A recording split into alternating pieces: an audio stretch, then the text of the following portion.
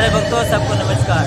दोस्तों, आज महाशिवरात्रि के अवसर पे हम कराची के मंदिर स्वामीनारायण मंदिर पे मौजूद हैं। और दोस्तों, स्वामीनारायण मंदिर पे एक ही पैगाम महाशिवरात्रि का। महाराज प्रेमानंद जी जो कि बहुत बड़े भक्त हैं शिव भगवान के और राधा रानी के। प्यारे भक्तों, इनका एक ही संदेश है कि हम अपने समाज को सुधराव लाएं, माता पिता की आज्ञा का पालन करें, अच्छे काम करें। और मैं सबसे यही विनती करता हूं कि आप इनको सुनो।